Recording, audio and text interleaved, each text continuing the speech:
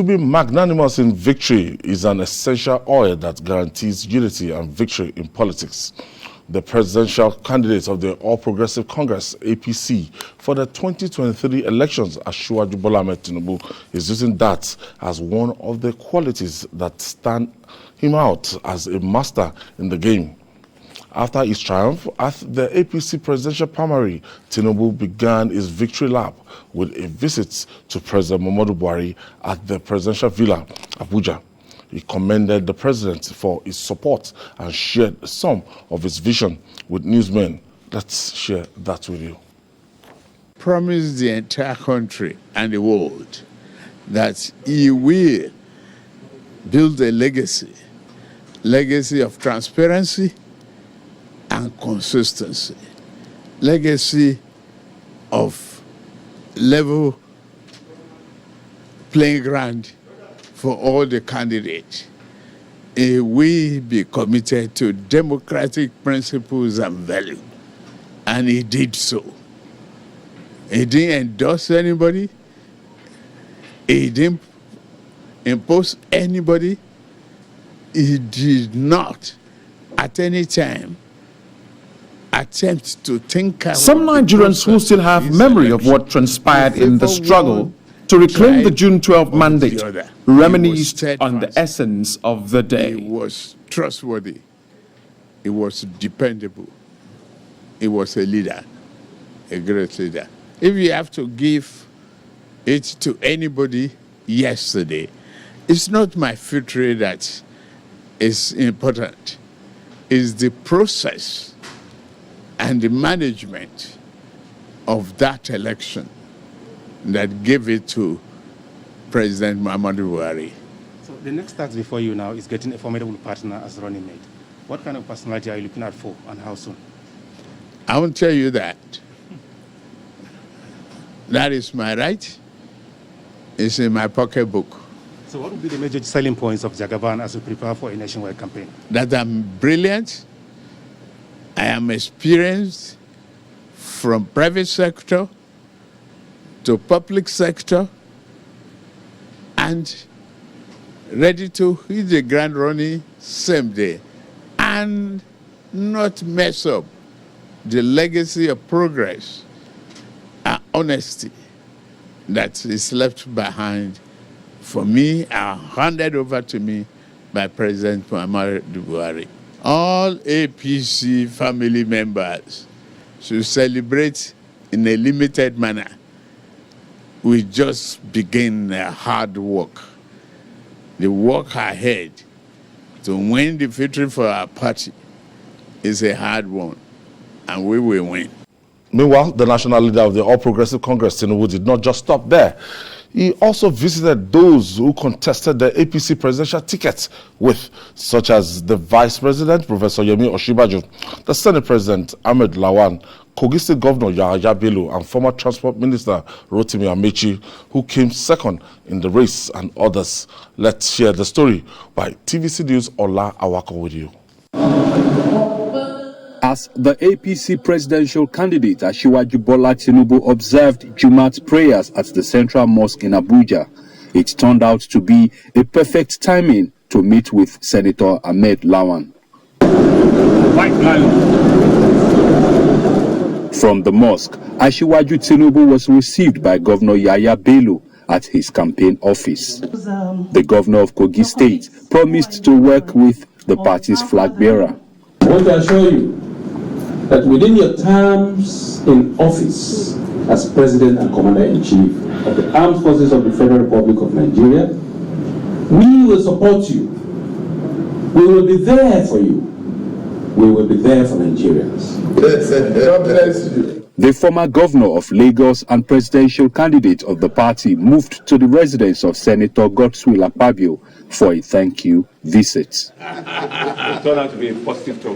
the spirit of unity and progress of the party, the former Minister of Niger Delta Affairs assured Tinubu of his support. And I assure you that we will support you in every way possible. I believe that this meeting is only the beginning of a great journey. The journey of transforming the All Progressives Congress as a party and the journey of transforming our dear country. The next stop was the residence of the former Minister of Transportation, Rotimi Amaechi. Asiwaju Tinubu addressed the media after the closed-door meeting. He said Rotimi Amaechi is also ready to contribute his quota towards the success of the campaign. We've resolved to work together.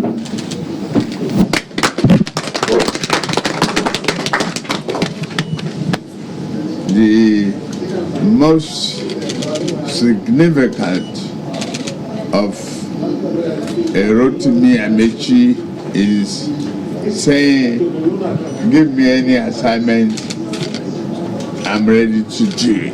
Oh, good. Asiwaju Bola Tinubu also met with Senator Ibikunle Amosun, and he believes the unity of the party is crucial for victory in the 2023 presidential election. Hence, his move to thank the aspirants and seek their collaboration. Emeka, being magnanimous in victory there, and after the whole thing, the first port of call was President Muhammadu Buhari's place, and of course, naturally, the Vice President in the Abuja House. And when you look at the relationship between the candidates and the Vice President between now, I'm sure it would have been a little bit frosty. But right now, primaries done and dusted, so it's now time to just mend fences and move on. Yeah, there's no point going into an election by making enemies with... Or with the divided house. Yeah, yes, the divided house. That's not good politics. If you remember far back in the Second Republic, Wazir Ibrahim, who was the apostle of politics without bitterness, the founder of the great Nigeria People's Party then, he said you can play politics without bitterness. So it doesn't matter, it's a contest. It's not it's not a do or die affair. So our politics, this Fourth Republic has lasted for over 20 years. And by now, our politicking should have matured. We should have gone beyond those petty squabbles, petty disagreements that you see candidates carrying into elections. And you see, some of them have even lost as a result. Because when the fact that you won wasn't because you were ideally the best candidate, if you look at in terms of maybe your programs and all of that, or even maybe your strategy, but perhaps your own style of politics, the way you approach delegates, the way you went about your campaigning resonated very well with the delegates, resonated well with members of the party.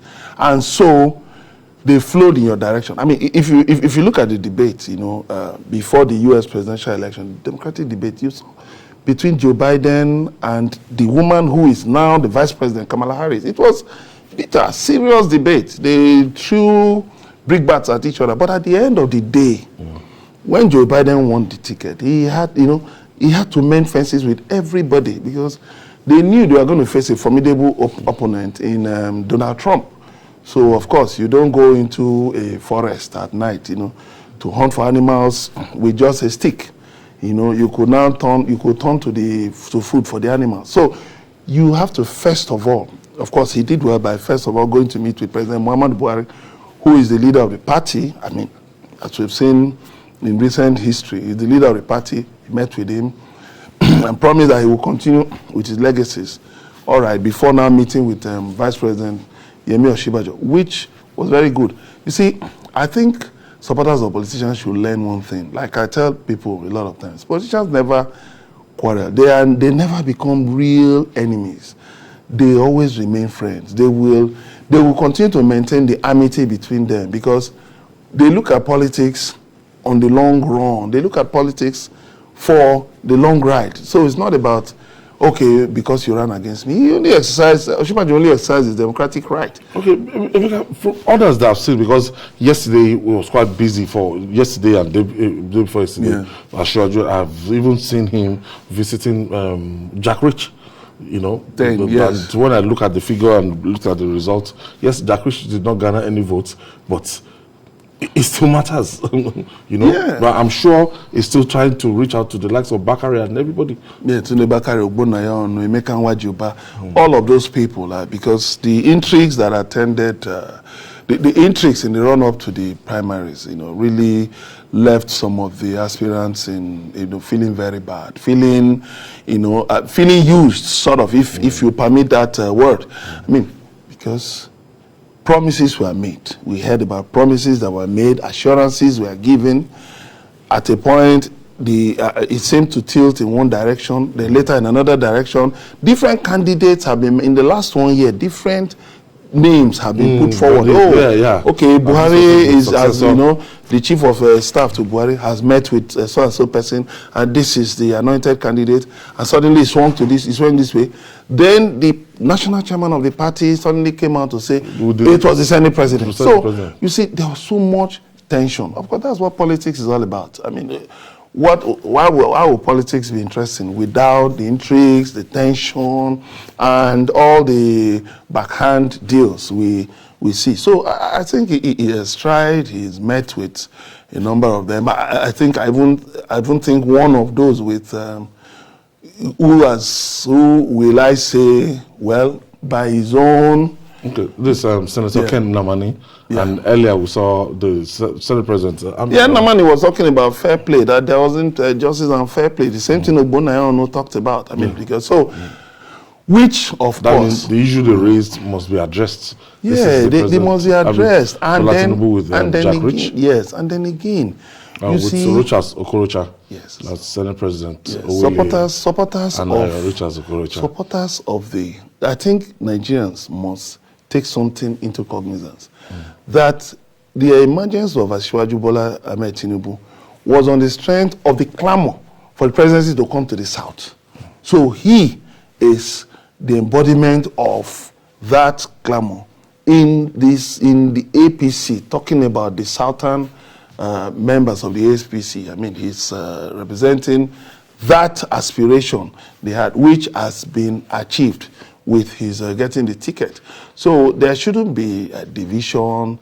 I think politics should be played with that rancor. But I still see... Let's just look at what the former Science and Technology Minister was talking about, and I took my time, I listened that he was talking about equity and justice, and was saying that Nigeria, that it's not fair on him, that at the end of the day, none of the two political parties that we discovered actually microzoned the presidency to, the southeast. Yeah, I think that was really, that's a very serious point, because the clamor had been there, and reasons were given for the clamor that, okay, if the tickets, if the parties gave their tickets to the southeast, it will help in part, largely, to reduce the tension in the region, the agitation for secession and all of that.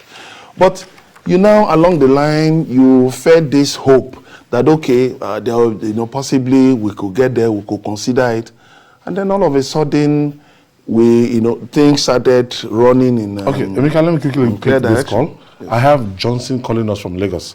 Thank you for joining us, Johnson. Yeah, good afternoon. Good afternoon, Johnson. It's a new dawn, and greet my friend Emeka Yebuna. Emeka Madunagu, you want to say? Yeah, yes. You can hear me, but I can't hear you because I don't want the echo. Okay, please go ahead. Make your submission. All right. It's a new dawn. I have always believed that Asiwaju one day will become the president of this great country. He has worked so hard for it. There's no doubt about it. There are a lot of information about money, politics, and all that. But when you put all the candidates together, he has achieved his dream for over 30 years. So these people that come talk all this and that about Asiwaju, whether his health is in order or whatever, something was said to the present President Buhari, who about 1 year ago is looking more fresher and have more ideas on his head before now. So we pray for this country. Thank you. Thank you, Johnson. Thank you for calling. Emeka, quickly, you want to round off on that? Yes. So I think it was unnecessary. I mean, the way the parties, the PDP and the APC allowed that clamor to go. They just allowed as many certain candidates as possible to come up. I think that, in future elections, there should be cohesion. There should be the party should be supreme. The Supreme Court has declared that the party is supreme. But you find that party officials also unwittingly expose their biases, in favor of certain candidates, which is wrong. You have to have a level playing field, and in order to prevent chaos or bad feelings, you need to find a way to let every feeling be addressed. Of course, well, the Southeast made a strong case for the ticket to be given to them, but at the end of the day, what happened? The PDP returned it to the North, the APC has brought it to the Southwest. But all I want to believe is that, well, it's still something that needs, both parties still need to look into. They still need to look into that, because that has not been really addressed by those parties. All right, let me quickly take this break. When we come back, I will be joined by the maestro himself, Babajide Kolade Otitoju, is in the house. Yes, joining us is Babajide Kolade Otitoju. Jide caught up in Lagos. I was really embarrassed. I tried just to make sure I get to the city on time. I was really embarrassed today. I had to go through Shashi, through Ojodo Abiodun to finally find myself. And at every point, even though if you are given 2 hours, 1 hour, that's... At every point I encountered traffic now. So some days are just like that in this town, when you think that you've left home early, but... Honestly, Lagos. Yes, after that sweet victory, Jide, Asiwaju Bola Ahmed Tinubu has been going around, visiting those people he contested against, just to mend fences. Yes. And ahead of the big battle, you don't need a divided home. He needs all of them, including those who did not score a single vote. Yeah, it was with Jack Rich. Yes, I saw Jack Rich. Jack Rich didn't score a single vote, but it's important too. And he has donated his campaign offices across the federation. Oh, really? Asiwaju, yes. They had good chats. And I was happy to see him with the vice president. He went to see the vice president, and my wish is for them to be on the same page. Yeah. No matter how. The next day, the vice president wrote a congratulatory letter. Some of us felt it took too long before we congratulated him. Not everybody can be as fast as the Senate President Lawan, who quickly, but whatever happened during the election is water under the bridge. But you need them. He needs the VP and his gift of the gap. He needs him. You can imagine the president contesting and Asiwaju contesting and the VP by his side, using his gift. The undefeated Lagos State Secondary Schools debate champion, using his gift of the gap. And he connects more with the young generation. Yes. If you see the way he made use of social media for his campaign. Yes. And so you can imagine how good it will be for the VP to be by his side and campaigning for him, deploying his mastery of English language and the capacity to arrest his listeners. So it's a good thing that he's done. So I'm so happy seeing. He was disappointed that Lawan contested against him. He couldn't even hold his Yes, he was visibly disappointed. Yes, I would have been disappointed too. But I'm sure he will understand that it wasn't Lawan's wish to contest against him, that some people pushed Lawan all the way, bought the form for him, funded the campaign. So, and that was really the nature of this particular contest. Many of them were propelled by people from elsewhere. Yes. Because what's the essence of collecting the form of 100 million naira and you didn't campaign, you didn't go to any state, you didn't meet with any delegate? Some people were just behind the scene, pushing them to contest. Now I'm saying that even the Senate President Lawan was one of the people who had no intention to contest, but who was pushed by some people somewhere to campaign. Last minute. Yes. So Ashwaji was disappointed, but as his senior, he has to take it on the chin. These things happen in politics. They will work together as brothers in the future.